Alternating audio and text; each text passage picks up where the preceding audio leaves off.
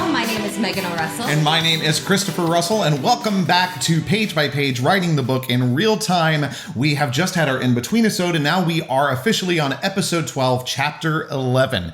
So this begins the second third of the book. Yes. And if you did not listen to the last episode, the in-between episode, what it was just a catch-up for people who have not started the Sketchbook of a Wayward Seer yet, so that they could jump into the podcast knowing everything that they need to know for that story. And also, as a refresher, if some people have taken a break, taken a couple of weeks off from listening, and need a refresher.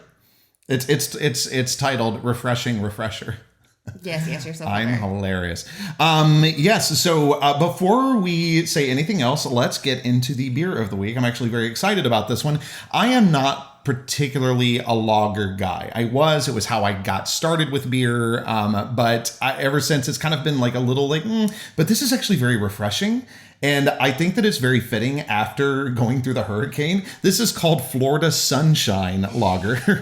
And this is from actually one of our favorite local breweries here in Orlando, not in Orlando. It's in Winter Garden, technically, called Crooked Can Brewing. And it's awesome. I love it there. If you're ever in Winter Garden, go. It is such a great experience. Yeah. So cheers to Crooked Can. To Crooked Can. Okay. I like it because it's not too watery. No, exactly. You're Yes. not just like, what did someone stare at my water with or what was someone holding in their hand while they stared the beer at? version of LaCroix. Yeah. That people are constantly like, oh, so it's like when you cut a lemon halfway across the room with sparkling water on the other side. Or you think about lemon really, really hard while you bottle it. Yeah. Yeah. Yeah. There's a great like father and son duo that did this whole bit. If you can ever find the videos, I wish I knew who they were so I could recommend them. Anyway, back on topic. It's starting well. So before we begin, there were a couple of things that I wanted to bring up. One was, if you were not following along with the chapters on the Substack, you are missing out because we're having some great conversations. What? No, we are. So, for instance, Brittany, Brittany, you're awesome. Thank you so much for being along on this journey. It is always so fun to read your comments. And she was asking, with the last chapter, was the storm inspired by the hurricane? And I was like, fitting. I mean, we do live in the land of storms now. But, well, I guess the land of hurricanes, because Tornado Alley could be the land of... Anyway, but was the storm inspired by... and what happened to Mr. Carver inspired by the hurricane? I mean, Mr. Carver was always going to smush. But the amount of storm and needing a raincoat and all that became more prominent because, it was just pouring for forever. Yeah, true. Sorry, I was writing down something that I wanted to talk about with Mr. Carver later.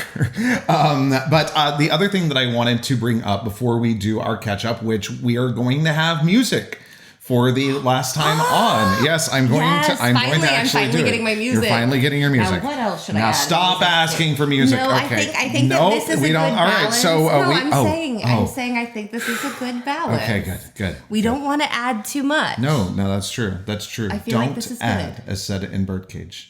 Don't add. All right. Well, sometimes you do need to add. So I wanted to talk about the title for this chapter, which is Word of the Day. Is that right? Okay. You're going to very quickly understand what the Word of the Day is as we get going. But that's all. I just think it's fun, the names for the chapters that we have. No, because you were like, the Word of the Day is, and you weren't right.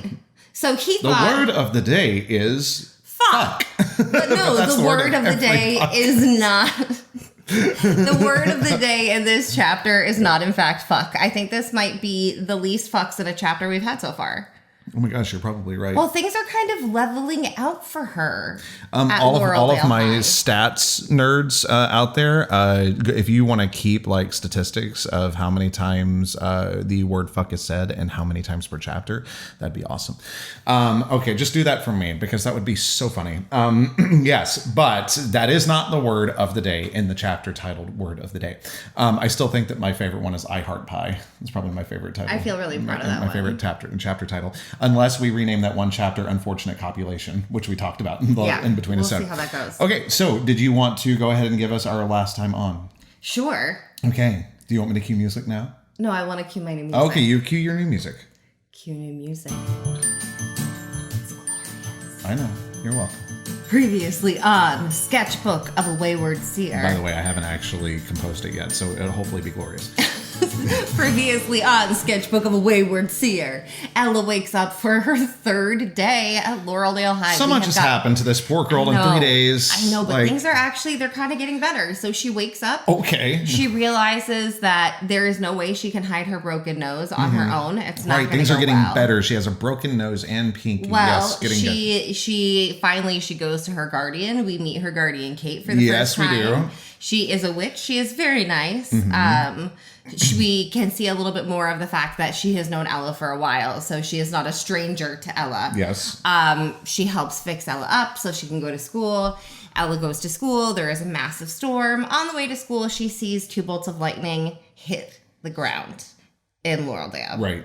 She gets to school, runs in through the rain, and realizes that she does not, in fact, have a raincoat. Silly. Living in the Northeast. I know. So she is soaking wet. She gets to her locker. Paige is there to begin the next day of welcome week. So is Principal Harrison. Ella manages to weasel her way out of having to go to the principal's office by relying on Paige and becoming even more besties with Paige. By agreeing to do shopping trips together. Yeah. Then Paige walks her to class, all happy to help begin the second day of welcome week. Jason, the wall archer. I was like, this is third day. Oh no, it is second day of welcome week. Yes.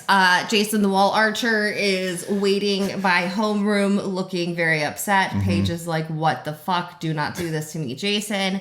And it turns out that the lightning strikes were by the hospital, and one of the trees fell and it broke through part of the hospital and squished Mr. Carver. Yes, it Mr. did. Carver is officially a corpse. Finally. I'm kidding. This man has been trying to die for like 30,000 words. It's like if any of you ever watched South Park, Stan's grandfather, kill me!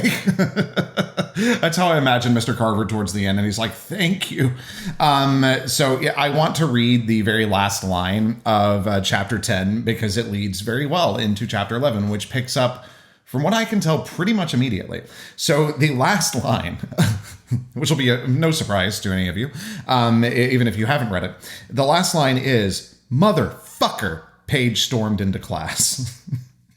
To hear Paige curse that way, clutch my pearls. Literary brilliance. You know, Faulkner, you are. Okay, especially with the length of some of your sentences, which we have another long one today. I like just hearing you try so hard. I succeed sometimes. I like to think of it this way. I am protecting your health by making sure you keep up your lung capacity. Well, and I actually did my inhaler today, so... So then you're good. I'm good to go. Should I... Wait, do we need to pause and I'll like pop in a few more words? What? No! I can add in a couple things. No! Just give me like 2 minutes. Absolutely not. No. Also, for anybody keeping track, Megan and I talked about this today, and we are currently sitting at, with the finishing of chapter 11... the completion of chapter 11, that's a better way to say that, Christopher.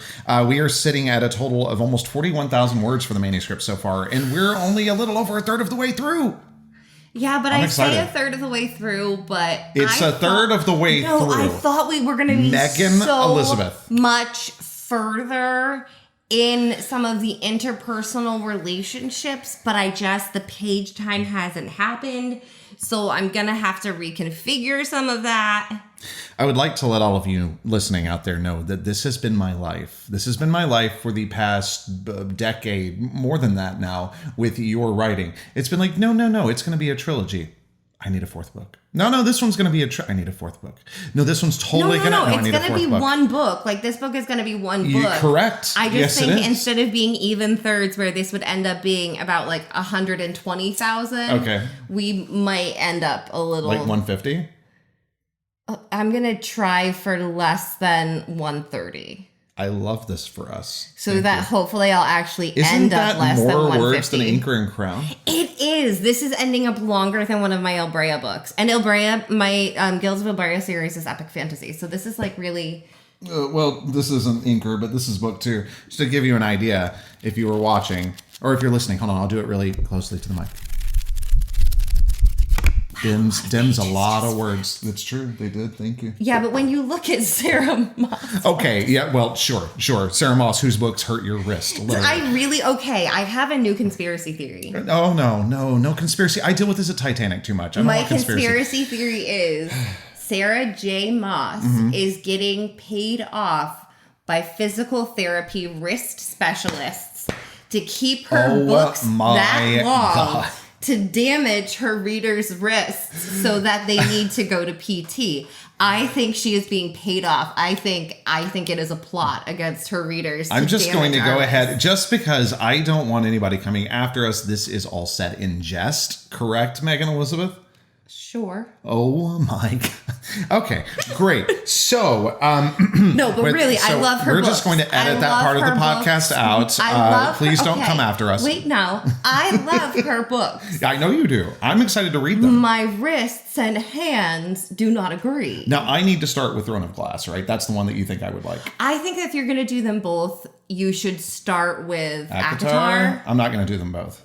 Okay, then just do Throne of Glass. You would like Throne of Glass so much more. Yeah, I mean, I'm me, and like outside of your books, what am I? I'm right now reading Stephen King. Like, I'm not like a voracious reader in any way, so I'm very picky with my books. Then you should do Throne of Glass. It's more of your alley. I will do Throne of Glass. Yeah. Okay, cool. I will do that. Thank you very much for the recommendation. So all of you out there, Throne of Glass, recommended by Megan O. Russell. Okay. And I have to say, I've only read those in ebook. Okay. So I don't know how much those would do to your wrist. Sure. So I don't know. Maybe that's safe in paperback, but the ACOTAR series is not safe. Yeah, no, I saw was it the fourth book? Yeah, it hurts. That was a lot. Hurts. Yeah, that was a huge book. Okay. We should get to reading. Speaking of books, we're here to talk about books. So welcome, please. Silence in the library. It's fitting because we're both Doctor Who fans and there's a library in this scene. Spoilers. Okay, are we ready? How dare continue. Okay. Sketchbook of a Wayward Seer by Megan O. Russell. Chapter 11. Paige, Mrs. Parker yelped. We do not... Sorry. Paige cut Mrs. Parker off before the teacher could finish shouting, we do not storm into homeroom screaming motherfucker. I wish Mrs. Parker had already said that. Had actually said that, sorry. Paige cut Mrs. Parker off before the teacher could finish shouting, we do not storm into homeroom screaming motherfucker. See, that's the kind of teacher that I am. That's the problem. And this is why we will never be in the public education space. Never. Okay, continue. Okay, continuing on. Or should I read that again? Sure. Sorry. Paige cut Mrs. Parker off before the teacher could finish shouting, we do not storm into homeroom screaming motherfucker. She reached her seat and slammed her books onto her desk. Shit, sorry. Paige, would you like to explain why the... Mrs. Parker's voice caught in her throat, like she'd changed word choice mid-phonation. This is your morning greeting? I leaned away from the homeroom door, ready to flee down the hall, while Jason's head snapped toward the door, his weight shifting like he was about to dive into class, action movie style. My soul says that's the kind of day it's going to be. Paige sank into her seat. Jason relaxed. Careful. You don't want to become a self-fulfilling prophecy. Mrs. Parker frowned. Jason's head snapped toward me as a laugh snagged in my throat, the awkward gurgle nearly gagging me as my body tried to simultaneously scream, cackle, and take a deep breath, prepping to run like hell. My therapist says to trust my instincts, Paige said. Are you okay? Jason kept his voice low, using the same I'm being stealthy tone Jason kept his voice low, using the same I'm being stealthy tone he'd had when he told Paige and me about squashed corpse carver. Paige and secrets don't mesh. Noted. Someone in class muttered something. A few people laughed. Ella, Jason said. My therapist also says karma's a bitch who bites, Paige said. Paige, Mrs. Parker said. Some people deserve to have their asses torn by karma, Paige said. I can't help it. I almost laughed again, but this time my body had forgotten how to move air in and out of my lungs. Miss Paxman, Mrs. Parker shouted. Ella, Jason reached for me. I didn't think to stop him. He laid his hand on my shoulder. Such a gentle touch. But darkness consumed his blonde hair and white hoodie, twisting, no, separating, then becoming trees. A forest, a maze I would never find my way through. You're freezing. The voice didn't match the shadows that tore at my flesh. Pressure squeezed my other shoulder, the force tipping my balance forward. Can I just promise I'm right about today? Paige's voice found my mind before my eyes figured out I was in the hall at school, not a forest full of demons. Fuck, not demons. Anything but demons. I stumbled too close to Jason as my knees tried to buckle. Anything but reapers and demons. Jason tightened his grip on me. You're soaked. Sweater soaked, no raincoat, shopping with Paige, squashed corpse carver, a forest with no way out. Shit, I was missing something. What had I missed? Do you have something else in your locker? Jason said. Sorry, what? I said. Why are there students lurking outside my door? Mrs. Parker said, the bell ringing as she said the word my, as though she'd practiced the timing. Sorry. Hoping my legs stayed steady, I stepped away from Jason, hurrying into the classroom, striving for an expression of apology, fixating on absolute wonder at this school managing to have 3 fucked up days in a row without any help from me, shoving every thought of demons into the corner of my mind reserved for shit that could kill me, but I'd have no chance of fighting back anyway, so why waste time worrying? By the way, that was all one sentence. Read the sentence again. No! Read it again. If I'm doing that, I'm taking a drink. Give me a second. Chug, chug, chug, chug. No, if I do that, I'll be belchy, and that's not good on a podcast. Yeah, okay. no one wants All right, that. here we go. So, hoping my legs. This is where we go. I have faith in you. Hoping my legs stayed steady, I stepped away from Jason, hurrying into the classroom, striving for an expression of apology, fixating on absolute wonder at this school managing to have 3 fucked up days in a row without any help from me, shoving every thought of demons into the corner of my mind reserved for shit that could kill me, but I'd have no chance of fighting back anyway, so why waste time worrying? Yes, I had to take a breath because your sentences are long! Okay, moving on. In case you haven't figured out what the word of the day is yet, pay attention to the next sentence. So much sorry to start out the day. I made a pause so that you could follow. Wow, babe, wow. So much. That is for comedic purposes. I do not think that any of you aren't actually paying attention. So much sorry to start out the day, Mrs. Parker said. I bit my lips together to keep from tossing out another sorry. Wait. Jason dodged around me and to his seat, dropping his books onto his desk. Education waits for no man, Mrs. Parker said. It's about to wait for a damn funeral. Sorry, Mrs. Parker, Jason said. More sorry? Mrs. Parker said. Do you get it yet? Do you get what the word is? I hurried to my golden star-backed throne. Ella, Jason gave the class a nice glimpse of how the last hints of summer sun still kissed his abs as he pulled his white with a golden ram on the front hoodie over his head. Students in seats, Mrs. Parker thwapped her folder on her desk. Her sweater is soaked, Mrs. Parker. Jason's tone almost had an edge to it as he cut 2 rows over to pass the hoodie to me. I hadn't realized how cold my hands were until I gripped the soft, warm fabric. What? Mrs. Parker said. Don't worry, we're going shopping later, Paige said. What? Folder thwap. Thanks, Jason. I laid his hoodie on the unrecognizable stack of books on my desk, gritting my teeth in a shitty attempt not to shiver as I peeled my sweater over my head. Someone behind me gasped. My body tensed, preparing for whatever hell I'd unleashed as 297 anxiety arrows shot through my mind at the same time, each screaming about a different potential horror. Bold choice, a girl muttered. Bold choice. Bold choice. What fucking bold choice? I was wearing a tank top. I wasn't topless in class. Sick tat, bro, a boy laughed. Don't be a shit, Paige snapped. Tat. Tattoo. Ah, fun. I straightened up, angling my back, giving the whisperer a better view of my tattoo as I folded my sweater. Let them have something non-death related to gossip about. A human wouldn't recognize a pack's crest anyway. Damn, someone new whispered. That's not real, someone else muttered. Yes, it is. I laid my wet sweater on the weird little metal arm of my desk. And before you ask, if you're worried about how much a tattoo hurts, you probably shouldn't get one. Paige laughed. There was an odd wobble to the sound, promising she had one fuck left to give before she started screaming and or crying. Can we please just focus? Mrs. Parker thwapped some more. The speakers on the wall beeped.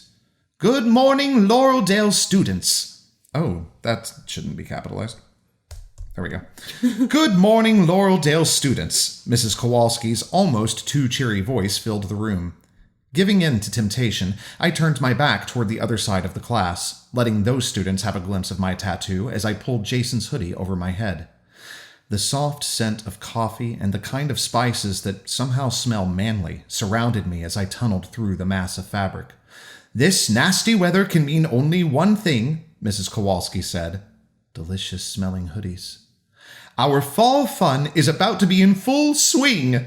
Mrs. Kowalski actually sounded excited. The bottom of the hoodie hung just above my knees. I bit my lips together, softening my laugh as I fumbled with the sleeves, trying to push them up high enough to find my hands. Paige's laughter lost the panicky edge. She looked to Jason, tears brimming in her eyes as she mouthed, "Told you." Miss Paxman, would you like to tell me what's wrong with you this morning? Mrs. Parker said. Or would you like to go tell Principal Harrison? It's my fault, I said. Nice save, Ella. How is it your fault, Ella? Yes, Mrs. Parker said. Go on, Ella. Elaborate. And while you're training for the widow's run, Mrs. Kowalski said, don't forget there's never a bad time to pick up trailside litter. I had a minor meltdown, and I think helping me broke her, I said. Paige swiped tears from her cheeks. Mrs. Parker blinked at me. I dipped my chin and gave my lower lip the slight wobble I'd perfected while conning maraschino cherries from some of the most badass werewolf bartenders a preteen has ever faced. Sorry. Our home stays beautiful because we all help to keep it that way, Mrs. Kowalski said. Just everyone... Mrs. Parker pressed her face into her hand. Let's listen to the announcements and get on with class. Don't let the rain get you down. Tomorrow will be a better, brighter day. Mrs. Kowalski signed off. Pause here for a moment. Thank you all for those of you who have stuck with me. I know that is not Mrs. Kowalski's voice from Chapter 2. Yeah, this is why I don't do audiobooks. So just thank you. Thank you for understanding. Okay. And thank you for coming to my TED Talk. Paige pressed her forehead to her desk, her shoulders shaking. I couldn't tell whether with laughter or tears. I kept my chin tucked and eyes down as Mrs. Parker gave her folder one final thwap on her desk and called the class to order. I love that is her character choice. Her voice faded into an annoying ping as I stared at the books on my desk, giving myself a moment to enjoy the absurdity before accepting that the newly covered texts were mine. A sparkly unicorn on a white sparkling sea now adorned my English book, not to be outdone by the hand-painted golden ram on my chemistry book or the black glitter surrounding the bejeweled Persian cat on my Algebra 2 book. Wow. The temptation to sneak my phone from my pocket and grab a picture of my book's unique new adornment smashed into the reality of my having no one to send the photos to. I opened my almost unscathed notebook, only a school map had been pasted to the front, and dug back into my good old friend, obsessing over glimpses of shit I'd seen in my visions. I started with the crack in the concrete floor. If I'd stopped there, the drawing might have been of I started with the crack in the concrete floor. If I'd stopped there, the drawing might have been of a lightning bolt. But I hadn't had a vision of a tree collapsing onto a hospital, and I'd definitely never had a vision of a squashed math teacher. I wondered how Jason had already heard about Carver. I wondered how soon word would get around school. I wondered how horrible a person it made me that I wanted to whoop with joy because Carver's death didn't have a single fucking thing to do with me. But the girl lying on the cracked concrete, her death would have something to do with me. No matter who killed her, I would be the one who hadn't been able to help. Don't fall. Don't fall. Don't fall. Breathe. Breathe. You know how to fucking breathe. I let out a breath, picturing the girl's hair, the way it splayed out around her, framing the wound on the back of her head, hiding her face. She'd had bruises around her wrists. I'd managed to drag that lovely detail from my brain at about 2:30 in the morning. There'd been something weird about the bruises, though. Not the red of blood or the silver of handcuffs. I changed tactics, flipping away from the page with the crack in the floor, starting a new drawing of the girl's left wrist. Not the hand and wrist. Drawing ligature marks in homeroom was the kind of shit I'd learned to avoid after the incident in second grade. A dark band around an elliptical cylinder? Much less likely to get you kicked to the guidance counselor. Ella. Shit. I looked up at the sound of my name. Mrs. Parker frowned at me from the front of the room, despite her way nicer than she'd used with Paige tone. I know it may not be something you're used to from your other schools, but here we expect students to actually participate in mandatory school activities. Sorry, Mrs. Parker, I said.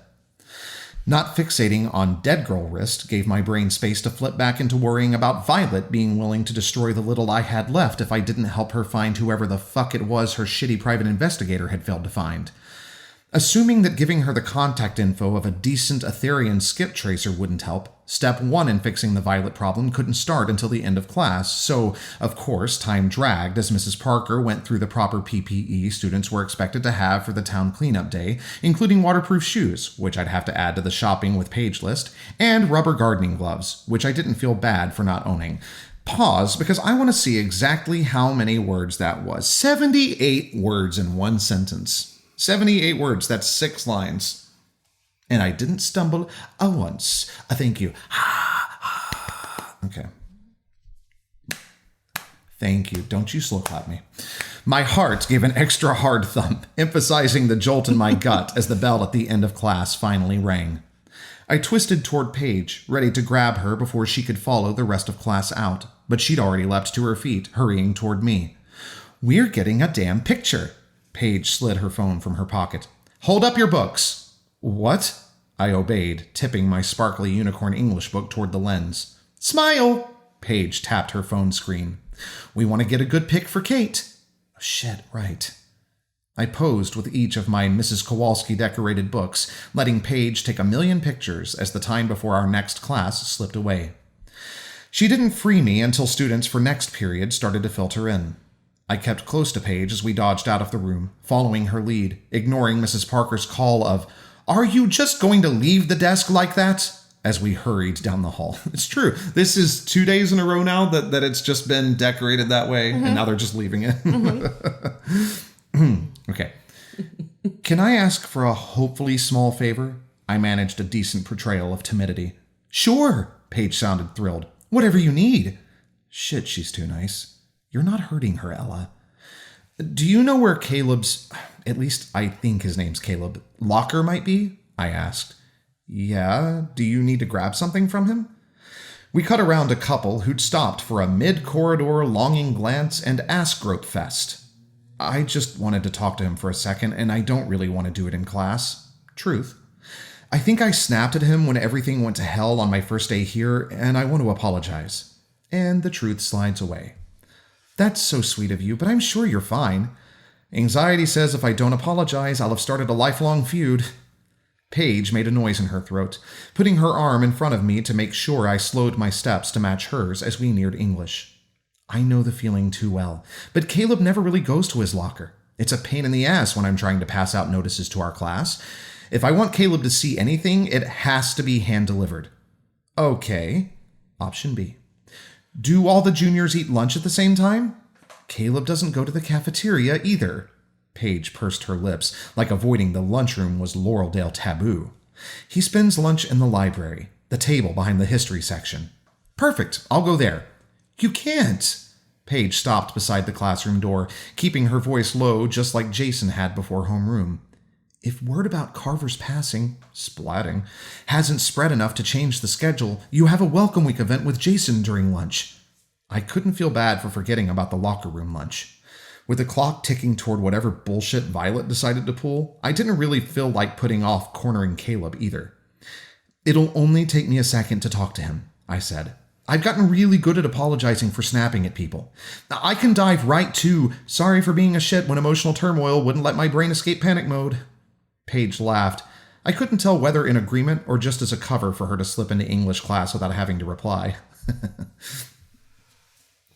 We made it through class without a single fire alarm or body drop.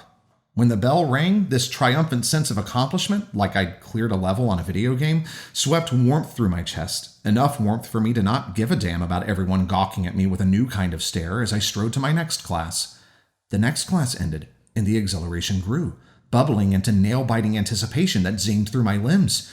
Just get to lunch. One more class until lunch. If chaos could wait just a little longer.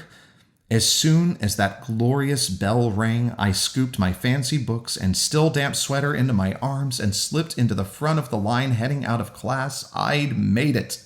I'd actually made it all the way to lunch without disaster pulling me out of class. Ella. I recognized Jason's voice behind me, but I kept on fluttery hair Haley's heels, escaping into the corridor. The stench of yesterday's fire peaked as I passed the staff room. A ceiling-high, painted stage backdrop hung in front of the door, blocking all damage from view. I hoped the scene of what looked like a town festival had been chosen for irony's sake. The fire stink lessened to almost tolerable as I reached the door to the library, which had been decorated with one simple image-free notice. All who seek knowledge are welcome. Bullies, please skip the library and go straight to detention. You'll save us both time. I pulled open the heavy door, slipping inside, carefully closing it behind me. The stench faded to a nose-burning memory. The voices from the hall muffled enough I could hear the scattered murmurs inside the library and the hum of the vents pumping in too cold air. Goosebumps prickled the back of my neck as I cut through the aisles toward the history section. I wanted to blame the sensation on the overly enthusiastic HVAC, but libraries can be really fucking dangerous places when supernatural shit starts to go sideways. The goosebumps faded as I reached a wide table where Caleb sat with 11 other students. A few of them were on their phones, 2 were on their laptops, and the rest were reading. All had some kind of lunch in front of them. None of them paid any attention to the others. Caleb, of course, spotted me first. Sorry, I'm making a note, because I want to talk about that. A hint of panic flashed through his eyes as he gave me one of his tiny head shakes. I stepped right up to the table. Like a wave, the rest of the group's focus rippled toward me. The panic in Caleb's eyes gained a hint of anger. Hi, Caleb. I held his gaze, trying to imbue the look with, I'm not going to give you a fucking choice, while keeping a pleasant tone. Could I talk to you for a minute? Alone? A thump came from under the table. Caleb flinched, losing his stare-off with me to shoot a glare at the boy beside him. The boy mouthed, Go. I promise it won't take long, I said. Go. The boy gave up on mouthing to whisper. His movements a little too precise, Caleb pushed away from the table and stood. Come on. He headed toward the stacks on the far side of the library. The light caught on the golden plaque mounted on the back of his chair. Reserved for KQ. Caleb turned down another aisle and out of view. Giving the 11 left at the table a nod, I hurried after him, the goosebumps on my neck returning as I cut back through the stacks. Caleb stopped at a corner where 2 shelves met, forming a narrow niche that kept him, at least, out of view. He didn't have any of the coaxing humor I'd seen in the woods, just a flat kind of dread. He held up a hand, listening for a moment before speaking. You can't be here. The sign on the door says I can, and safety says you can't. I hoped it was regret dimming his green eyes. People like us aren't seen together. He stressed the us, like he thought I might not understand the weight of the world's biggest secret. At least I hoped the world didn't have a bigger secret than the truth of the supernatural. I'm sorry, Ella. Caleb sidestepped, trying to cut around me. I planted my hand on his chest, pushing him back with more force than I'd have dared with a human. Caleb didn't stumble. Violet broke my nose yesterday, I whispered. Caleb tipped his head like he thought he'd misheard. She's promising to do a lot worse if I don't help her. There we go. She's promising to do a lot worse if I don't help her. Caleb took the hand I'd shoved him with, pulling me with him as he retreated back into the narrow niche, which left barely enough space between us for the books I still clutched to my chest. Violet hit you? Yes. Are you okay? He put his finger under my chin, tipping my face up for a better view of my nose. Placing my lips close enough to his, a tingle fluttered up in my chest as I glanced down at... Sorry, I added a word. My apologies. Going back. That's my rewind. We've been through this before. This is what we need now. A rewind sound. I'm kidding. I'm Just not keep reading. That. I'm kidding. Oh my goodness. Okay. Are you okay? He put his finger under my chin, tipping my face up for a better view of my nose. Placing my lips close enough to his, a tingle fluttered up my chest as I glanced down at... because this was the moment to notice, his deliciously full lips. Does Miss Blackwood know? Close enough. I shrugged, using the movement to slip my hand from his. What's Miss Blackwood going to do? Nothing. I just need... I glanced out of the niche, like I would be able to spot someone Faye Caleb hadn't. I need information on Violet. She wants me to find someone for her, and if I can't shut that shit down before... Don't. Caleb shook his head, pressing his back to the shelves behind him, gaining an extra 2 inches between us. Leave now. I'll find you later. What? Leave. He dodged past me and just walked the fuck away. Even after he turned out of sight, I just stared down the empty aisle, blinking, waiting for him to come back and explain why he looked like I'd just invited the devil to tea. He didn't. Great, I nodded to myself. Great. No instinctive, visceral fear shocked panic through my veins as I stepped out of the niche. No monsters stalked me down the aisle. No sign of anything worth the way Caleb had fled. Just the same stupid goosebumps. He'd find me later? Ignoring the ominous and choosing to firmly cling to the certainty that Caleb was a pampered little Etherean who had never faced a real danger in his life, thereby nullifying his concept of an actual threat, I shoved open the library door and stepped back into the hall. Ella! I spun toward the voice, raising my sparkly books, ready to do some nose-breaking of my own, realizing it was Jason leaning against the wall, an instant too late to stop my swing's momentum. I let go of the books and lurched back, lessening the blow to a possibly bruising graze of knuckles against chest, which I didn't actually feel bad about since he'd already tested my startle response once. Whoa! Jason grabbed my elbows, trying to steady me. I held my breath, waiting to be slammed into a vision. Don't. Please don't. Sorry. Jason. Now Jason's face stayed clear, his apologetic grimace in full view. I didn't mean to scare you. You didn't. Jason raised an eyebrow. More like startled. He let go of me as I stepped back, ready to pick up my books. The school map on the front of my notebook had a tear in the corner. I'd fucked up Mrs. Kowalski's work already. I got it. Jason scooped up my books, tucking them under his arm. You ready? To spend the rest of the day overanalyzing the meaning behind a ripped school map while trying to stick with the Caleb doesn't know what real fear is line? Sure. Everything for the locker room lunch is ready. Unless... Anxious lines pinched between Jason's eyebrows.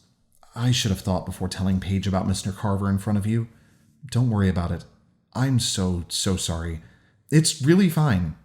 I dug my nails into my palms, hiding my fists in the 2 long sleeves of the hoodie Jason had lent me like a really good guy who didn't deserve to have my violet-centered mess ruin his plans, even if dropping the news about a teacher's squashing wasn't a great way to start the day. Lunch sounds great. If you're sure. I mean, my mom brought everything over from the Argo, and we're not actually eating in the locker room. Even better. Paige got us the theater's dressing room. Less stink for your dining experience. Pause here real quick. For those non-actors out there, dressing rooms can get a little smelly. Not as bad as a locker room, to be fair. So he is right when he says less stink for your dining experience. Well, they're also not used as often. And there's different kind of flooring.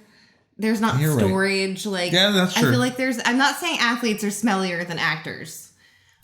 I don't know what that ratio is. I know some pretty stinky actors. Sometimes the costumes don't get washed. I was like, I was an athlete, but I didn't have a locker room. Like, my sports didn't have I didn't play in school. I'm not insulting athletes. I'm saying locker rooms are a less ideal environment than a dressing room. I agree. Okay. Because really, that stink is a major plot point going forward. Is it really? No. Get out! Oh man, you punked me. Okay. So we're almost there. Okay. Paige got us the theater's dressing room. Less stink for your dining experience. Kind of. That was me, not Ella's thoughts. Jason's brow smoothed as he swept his hand, gesturing down the hall. Are you okay? It only went up my nose a little. Okay. Going back. Paige got us the theater's dressing room. Less stink for your dining experience. Jason's brow smoothed as he swept his hand, gesturing down the hall. I also made sure we'd have plenty of rolls, and there's a cappuccino waiting for you. Carbs and coffee. I smiled without trying. He gave a little extra bounce as we started down the corridor. All the team captains are going to be there, so whatever sport you play, you'll be able to ask all your questions about getting on the team. Is there a captain for team cheering from the stands because I'm not a sports person? Yep. He nudged me with his elbow, making sure I saw his wink. Paige. I want there to be like an old 90s sitcom theme playing off of that right there. Not Paige. That's it. Yeah. And that is the end of chapter 11. Okay. So what are your thoughts before I jump into what I wanted to talk about? I guess It's basically you're buying me time so that I can have a drink. Thank you. Well, no, I was really excited with this chapter. I don't know why I started that with well, no. Anyway, but I was really excited with this chapter because this is the first time that Ella is actually kind of having a successful day. She is. She really is. She's actually she's talked to some friends. Yes. She's made it through some classes. She's been kind of scolded by a teacher. They've been handling her with kids' gloves more or less so far. And now she's been like, Ella, you need to pay attention. Oh, crap. Yeah, I do. She's like... And she's taking it. Yeah. And she's going to lunch to meet people. Yeah. She has a shopping expedition and dinner. Yes, she does. Her schedule's a little too packed. She still has a werewolf threatening her. She's still an orphan. She still has a dead girl and a Noah with a knife and a hammer on her hands. But as far as just daily life is, this is she's doing pretty well. Carver's not doing well. Carver got splatted, but Ella Day is having a fairly successful time at school. Ella Day is having a good day. She's turned a page in her high school week. So, okay. This is why I don't write. I love you more than anything. I am glad. I love you too. Okay. Also, I don't think that did we say this before on the last podcast, but happy 21 years. Oh, happy 21 years. I totally forgot. Yeah. How dare you? Time has no meaning. Time has no meaning. Okay. So the first thing I'm going to toss back over to you is you wanted to bring up the fact that you wanted so badly. There's a line in here where Paige says, some people deserve to have their asses torn by karma. But you wanted it initially to say what? Wait, no, okay. So sometimes, as an Too author... hot the eye of heaven shines, and oft as his gold complexion did. Sure, that's Shakespeare. But sometimes as an author, there are things that sound really good and you want to put in, but you realize that their double meaning would turn out really badly for you. And this is one of those examples, especially in, yes, this is not a clean YA in any way. No, but it's still a YA. Yeah, we should probably not go there if we're not trying to go there. So no ass biting? I mean, we could have ass biting, but it would have to be for a plot point. Explain. Well, I mean, we have vampires and no, it wouldn't be a great place, but if you were trying to bite somebody and turn them into a vampire, I don't see why you couldn't bite them on the ass. Actually, you know where I think that would happen is right at is it the femoral artery? Well, no, I mean, yes, a vein would be better, but I'm just saying it is a supernatural venom type situation. Sure. If you can die from a rattlesnake bite to the ass, you could get transferred. Look, I saw City Slickers. All you have to do is suck the venom out, okay? Okay. That's not actually true. Don't try that at home, kids. That doesn't work. But so therefore, a vampire bite to the ass would make sense plot-wise. Okay. However, in this case, my original, what I wanted it to be... I love that these are the conversations we have. It, so I'm so sorry. I'm sorry. There you go. What I wanted it to be was some people deserve bite marks on their ass. Right, because you just said karma's a bitch who bites. Some people deserve bite marks on their ass, yeah. But that could... Which fits, but it could be misconstrued. But it could be misconstrued in a highly sexual way that I don't mean. Yes. And if I'm going to use something that's... In the day of Sarah J. Maas, you think that things like that could be misconstrued? Well, and the thing is, if that's where it goes in the story, cool. Right, but I'm not going to toss it in there. Yeah. We don't need ass biting in there. We don't need extraneous ass biting. Press 1 if you believe we need extraneous ass biting in Sketchbook of Wayward Seer. We'll post a poll. I'm kidding. We're not posting a poll. Oh my God. Put that as the poll in Kindle Vella. Should there be extraneous ass biting in Sketchbook of Wayward Seer? Okay. The next thing that I wanted to say, and I specifically did not talk to you about this earlier because I was like, oh, this will be fun to talk about on the podcast. I'm nervous. Paige's laughter lost the panicky edge. She looked to Jason. Just for context, this is after Jason has given his hoodie to Paige.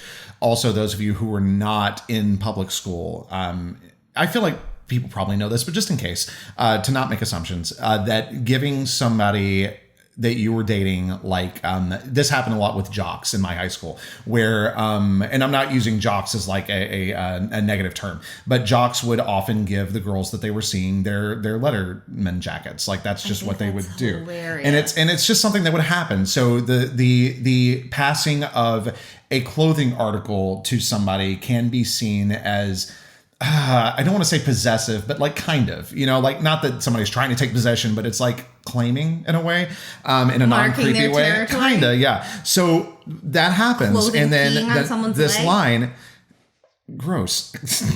Paige's laughter lost the panicky edge. She looked to Jason, tears brimming in her eyes as she mouthed, "Told you." I don't know if we can get into this right now, but that to me sounds like she's like, I told you that you, like, there was something here, but I don't know. Oh, no, that's not it at all. Oh. Because she's worn his hoodies before and been like, this is ridiculous. I have no hands. Because Ella's trying to get her hands through the handholds, and she's like, how? Cute. I cannot find hands. And Paige is like, I told you. That's so the sweet. arm sleeves are too long. You know what's amazing is that this is one of those moments where, get ready to turtle, but this is one of those moments where, like, in your writing, you take me by such surprise, because that is not how I read it at all. And yet, now understanding that was your intent, I read this again and go, yes, that absolutely, it makes perfect sense. So it's just so cool to be like, oh, okay. Like, I think that my thought was valid because I see the tension there. Oddly, though, do I have time to go into this point? Yeah, I do. Oddly, I do feel that Ella knows that Jason is attractive, knows that Jason is nice. I don't actually feel an attraction between from Ella to Jason. From Jason to Ella, yes. Which kind of mirrors our relationship at first. No, I always thought you were adorable. You're so cute. Yeah, sure, thanks. So, okay, that's good to know. Thank you. Oh, I'm glad I brought that up. That's so cute. Okay. Yeah, because he's like 6'4". Yeah, yes. And Paige and Ella are both like average female 5'7". Yeah, I was to say 5'7", 5'8". So then, like, the sleeve length is going to be like, you're going to have wacky willing inflatable arm flailing tube man arms, because you're like, what am I supposed to? I have no hands. I have firsthand experience of being a wacky, wavy, inflatable arm flailing tube man. Yes, because I put my leggings over your head. Yes, you did during a hurricane. Thank you for that. You're welcome. It was really, really early. Don't worry. There wasn't debris flying yet. There wasn't even lightning in the area. No, it was fine. There was just a little rain. A little bit windy, but not bad. Okay, the next thing I wanted to ask you, and stop me if there are things that you want to interject. Not the hand and wrist, drawing ligature marks in hometown. No, sorry, in hometown. Koosh. Not the hand and wrist, drawing ligature marks in homeroom was the kind of shit I'd learned to avoid after the incident in 2nd grade. What happened? Well, because she... Do you have a specific moment, or are you just like kind of peppering in the fact that she's used to dealing with the fallout of doing stuff like this? No, because her art skills got good enough to the point that it got like disturbing. So she had visions of a dead woman with wounds, and she's like sketching out wounds on this body in class. Good. And she learned that you can't sketch corpses with accurate wounds in class, because that gets you in a lot of trouble. Your parents too. Is this one of those times when our parents are like, well, we have to leave again? No, I think they could stay there for that one. Okay. It was just like oh no, she accidentally saw like a murder documentary. We didn't know she was up. We really need to. I think that one incident could be played off. Yeah. But not further than that. Yeah. Okay. That became if you do this, we run. Can you not do this, honey? So speaking of art and Ella, first of all, this wasn't going to be a part of the point that I was going to make, but sick tat, bro. This just to show how art mimics life. This is something that was literally said to me. I have a singular tattoo, which I got when Megan's first book, The Tethering, was published. It was really cool. We got matching tattoos. She got one on the top of her foot.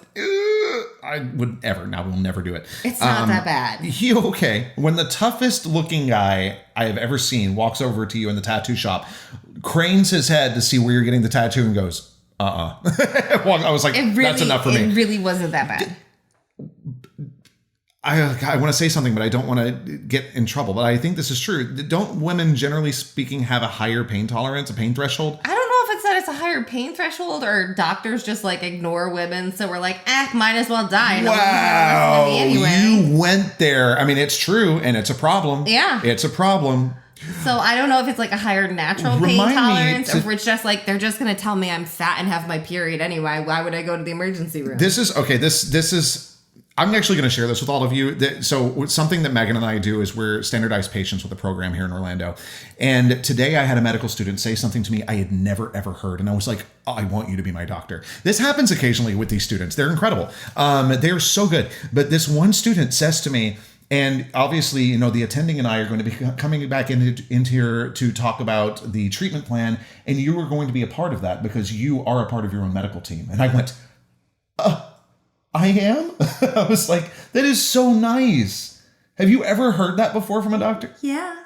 Wow. Yeah. Wow. I go to a lot more doctors than you, babe. Good point. But like, I've been to Hopkins, man. Like, I got the that's good one. okay. Oh, geez, you're crying. It was so incredible to hear that. I've never heard that before. Okay. For those of you who don't know what standardized patients is, sure. It's when they hire actors and they give you a character and they give you like a script for it, and then the doctors come in and you basically do scene work with the doctor. So you're their improv partner with this script of your ailment so that they can get used to asking patients questions and figuring out how things work. But yeah, it's a fun little like acting improv exercise. There's sediment in this beer. Huh. That's crazy. All right, back on track. Whatever. It's a local brewery. So continue. Okay. All right. Okay, let's go. Thank you. Okay, that's part of the drinking game, by the way.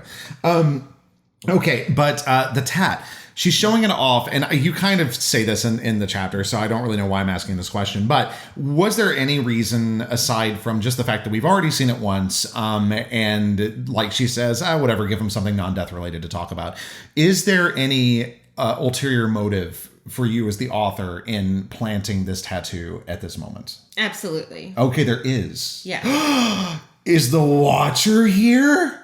I'm not going to tell you. Okay, dial 1 if you think the Watcher's here. I'm listening.